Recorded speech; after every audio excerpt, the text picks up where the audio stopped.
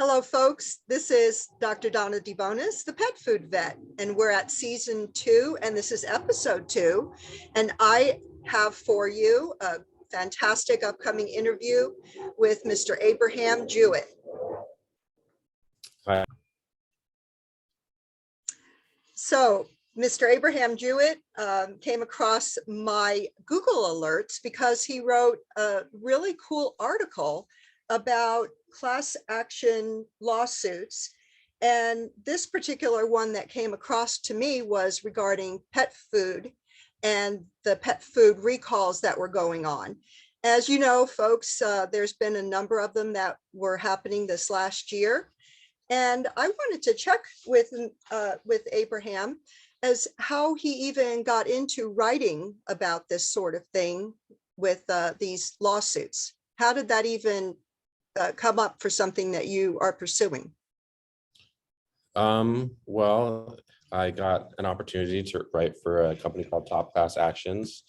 And I kind of jumped at the opportunity because I think it's really interesting, not only to learn about all the things that are going on with all these different companies, but also to be able to help people understand where they kind of stand in terms of how they can benefit from holding these companies accountable or attempting to hold these companies accountable for their actions and how they just protecting consumers' rights at the end of the day. I think that's really fulfilling, and also it's really interesting, and it keeps me knowledgeable about all these different industries and all these different companies and all these different kind of things that might be kind of out of left field, but I know all about them, and I have to, and so it keeps things interesting, and it's a fun thing to do. I was very impressed. I see that you have your degree in journalism, and I really felt like you approached this from an investigative kind of an attitude. You mentioned every company, you mentioned what it was they were recalled for, and I thought that was a very brief but good introduction to the particular recall and the fact that there were actual class action lawsuits regarding them. Could you tell me a little bit about some of the common reasons that the pet foods could be recalled? Well, the main reasons a pet food might be recalled is bacterial contamination. Often it's going to be something like salmonella, which of course everyone knows. Salmonella is a very common contamination for foods, or something called Listeria monocytogenes. Another one, but also something that's kind of less well known possibly is if a pet food contains elevated levels of vitamin D, which can be very dangerous for dogs and just pets in general, because vitamin D is kind of naturally occurring in fish, meat, eggs, and dairy. And at low amounts, it's fine, but once it gets to higher amounts, it can cause like some real serious problems in dogs specifically, including death or kidney failure. Exactly. Also, if a pet food doesn't have enough thiamine or a vitamin B1, that could also be a reason why a pet food might be recalled. Yeah, I saw you had also mentioned that some companies had filed, I apologize, some people had filed against some companies because they did not have what they said, like, or didn't have what they had claimed they didn't have. As an example, soy. And so if your dog is allergic to soy and then the pet food turns out to have soy, the pet is going to have a reaction, and people filed against that. So these lawsuits, I mean, how do they even come about? Well, a lot of times it could be a consumer maybe looking into it themselves, like looking into the ingredients lists, but also it could be as a result of a recall, which is kind of common. Like they won't know anything is wrong, and then they'll see that the item was recalled, and then they'll be like, oh, well, now I feel like you falsely advertised, or now I feel like you were misleading, or any kind of other thing. Or it could be sometimes this happens, and it's a little bit rare, is like an independent investigation. They hire their own lab work to test out the product, and then they find that, oh wow, these claims, and a lot of times it'll happen if a company is very bold in its claims. if it goes out of its way to be like, oh, this is all natural, or if this is soy free or grain free or wheat free. Well, someone, and it could be someone who's an opportunist, or it could be someone that's genuinely concerned, and they go and test it out, and they say, well, you know what, we found that this wasn't true, and so you're falsely advertising the product, you're being misleading or being deceptive or whatever it may be. Right. They're not doing what they claim they were supposed to do, like have the correct balance of nutrients. You expressly said it could have too much vitamin D. Why didn't the company make sure that they were putting out product that did not have elevated vitamin D? So in this particular instance, you also mentioned that an individual could potentially send samples out to a laboratory. And I do know that, for example, some time ago, maybe about a year and a half ago, a veterinarian did determine that there were some dogs that were having problems. They figured out it was the food because a bunch of the dogs all got sick who ate the food. And then he sent it into a laboratory, and he was on the front line of discovering the aflatoxin problem that occurred.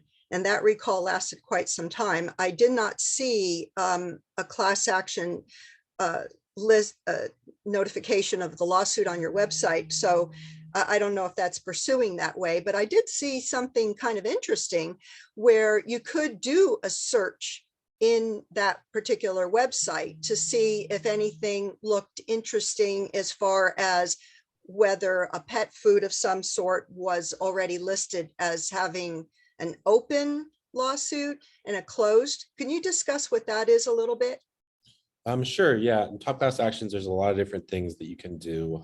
You can just read, first of all, there's sections where we're just writing up all the new proposed class action lawsuits that come up as they come up. And then also kind of following them as they go along, like, do they get certified as a class action? Do they get tossed out? Are they reaching a settlement, this, that, and the other? But there's also, like you said, there's options where you can go and actually find, open investigations where you can, decide to join the already kind of open class action lawsuit. But also you can find a settlement area where you can see where, these companies have already settled. They decided they didn't want to go to trial. And now they've made a settlement with the class, and it's still open for people to join for a certain period of time, even if they weren't involved, in its earliest parts. So yeah, there's a lot of different ways you can kind of find something that may fit you, and certainly with pet foods, that's a pretty common recall, and it can occasionally lead to a class action lawsuit as well. Yes, and you're completely right. It is unfortunately fairly common, and they did seem to have a very extensive list of different kinds of pet foods that you had remarked on, particularly in your article. I think when we take a look back on the year and see how many pet food recalls there were, there's way more than you would have ever expected when it's cumulative like that. And I think that for me, in fact, now I'm subscribed to that particular your website, because I am really happy with the way that you approach things. And it's a good way for people to keep abreast of different recalls, certainly for pet food. And again, I really liked the way you covered it. It was enough to give people an understanding of what the pet food recall was about. And you pretty much, gave a good summary of what happened throughout the year. So thank you for doing that. Are you a pet owner yourself? Not currently, but I have been in the pet. I have been in the past. But no, not currently. But yeah, no, when I'm writing these stories, kind of the whole point is to kind of be a summary, is to take something that might be confusing, or that might have a lot of different moving parts, and to kind of make it so that it's easy to digest, and kind of quick and to the point. Almost, again, like, I have a degree in journalism. The whole kind of idea is to write, turn something into a news story, so that, again, it's newsy, it's easy to understand, it's easy to read, and people know if it affects them, most importantly. Yeah, and that is exactly right. That is how it came across, and I was so glad to see that. I can certainly share that with others in the show notes, and people can get on and read that particular news story. And then, like myself, perhaps even subscribe and investigate your website itself in more depth, particularly using that search bar function. Is there anything else you would like to add or suggest for folks when they're dealing with trying to determine what pet food is safe for their pets? When determining what pet food is safe, I would say just to do your own research first and foremost. So just because a company claims a certain thing, don't take it at completely face value. Look at the ingredients list, analyze the ingredients list. And maybe if your dog is very sensitive to a certain thing, kind of test it. Don't give them maybe a full serving, maybe give them just a little bit, see how they react. Yeah. Because that, if they react poorly, then, maybe there's something there. But that would be my suggestion. And then keep a lookout. Look online. Again, do research. See, has anyone made claims against this company before? Has anyone made claims against this specific brand before? Has there been issues in the past? And if there has, then maybe, that's a brand that you not necessarily want to completely shy away from, but it's one that you want to go in kind of with caution and, kind of, again, knowing that you need to do some research before, committing to that as the pet food you want to go with. And that, and you bring up a good point. In fact, I really like the way that you headed the article. You said these are the worst pet products on the market based on recalls, class action lawsuits. And it does certainly catch your attention, and it does make people think seriously about their particular product. And I'm kind of two minds. On one hand, I think to myself, well, they admitted they went ahead and did a recall, and the majority of food recalls are voluntary. Something is brought to the attention of the company, they go ahead and voluntarily perform the recall, and most of the time it is. And of course, they should be given credit for that. However, on the flip side of that, I have to think to myself, well, if your company is having a number of suits against it or recalls, then there's nothing that can really justify that. In a way, they obviously need to change their practices, and that would be the goal. If there was a recall, what do you have to change? You have to do a deep dive. I was a food safety inspector with the Army, and when we went in to check manufacturing facilities, we would do inspections of the way the facility would set up what they call a mock recall. In other words, if something did go for recall, how long would it take to track down every scrap of that product out there and contact the last person to get that product? And this was something on the human side that the companies were very, very proud of, and they were diligent about. On the pet food side, I am wondering if that is really the case. As you know, pet food can come from human grade ingredients, and there are a number of pet foods out there right now that are doing pretty well because people understand the difference. Human grade food is much safer. Pet food comes from the animal feed supply chain, and that can even include renderers where carcasses are dumped off at the rendering plant. The animal might have been euthanized. There could be euthanasia solution in there, and that actually did happen a few years ago. And a great deal of euthanasia showed up in a pet food. So it really, I feel, is a good thing to get this kind of information out there. And again, you did a fantastic job. I think what I'm saying is that this kind of puts pet food companies, into a position where when articles like yours comes out, they have to also think themselves, we need to be accountable, we need to be responsible, because the word is getting out there to pet owners that they do have recourse. So is there anything else that you'd like to add before I close on this interview?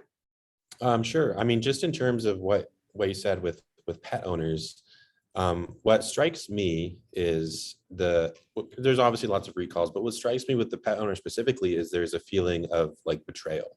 Yes. When they see, when they see these recalls and when they see the allegations and when they see like why, what's really going on, there's this level of betrayal that you don't really see necessarily in other recalls. Like people will be upset, they'll be annoyed, but they won't feel betrayed. And I think it's because, if you're a pet owner, that pet, that's your child, like that's your baby, and you trust these brands. Oh, absolutely. And you're the one who's Honest and true. giving it to the pet. The pet did not choose in the store. You paid a lot of money, sometimes so much money for the food. And wow, that's very insightful. I think betrayal is the perfect word for this. And guilt. I spoke to somebody last month who was involved with the Melamine recall, which is the first one that really brought attention back in 2007 to contaminants in pet food. How the heck did melamine get into pet food? And why was it caught in the United States so that it didn't get into baby formula like it did in South America and China? And the truth is that even when the FDA is checking foods for pets, they don't check it at the higher in-depth level that they check for human foods. And so in this instance, this person knew that their cat died because of melamine. And they felt so guilty, even though I said, my gosh, I remember when those recalls were rolling in over the course of several days, and every pet food was involved. The list got so extensive, and the AVMA, the American Vet Med Association, was putting out blurbs twice a day, and the list was growing. I'd print out the list and I'd be looking at it thinking, how is this even possible? And it was worse and worse and worse. And here we had, again, this person who said, I fed this food and I didn't know. I trusted that someone was watching out. How could this happen? So yes, now we can test for melamine. Actually, the laboratories I use to test pet food, one of the things they test for is melamine. Now, granted, we probably won't see that again, but that's not to preclude the fact it could happen. The idea was that in counterfeiting food, it's a way to make money. And because the melamine would show up as a very, very high protein concentration, essentially these counterfeiters were getting paid so much money for what we know is plastic, right? Melamine, it's dishes. So they were getting paid a huge amount of money for a quote unquote protein ingredient. And that's why counterfeiting in food works. So that's an example of someone who felt so guilty. She was crying, more than 10 years later about her pet. I'm serious, she was sobbing. So thank you for bringing that up and for working on behalf of the pet owners. If someone wants to get a hold of you, how would they be able to do that? Well, the best way to contact me is probably just by my email. Okay. So I will have your email dropped in the show notes, as well as a link to that particular article. And from that article, you can subscribe as well to the website, correct? I believe so, yes. Yeah, well, wonderful. I really enjoyed talking to you, and I'm excited to see what else you do in the future regarding pet food for the class action lawsuits. I imagine you will be covering that again because there's so many that are happening, right? Oh yeah, definitely. And yeah, thanks for Okay. having me. I was happy to do this, and I think you're doing a good thing, focusing on again, pet food, and keeping animals safe and keeping pet owners informed. Well, thank you too. I consider this a sort of collaboration. I am 100% going to be reading your articles all the time. And I thank you so much for joining me on here and telling everyone how they too can be involved and how they can learn more about pet food recalls and what they can do in case they are in the middle of one of those. Thank you so much. Take care. Thank you.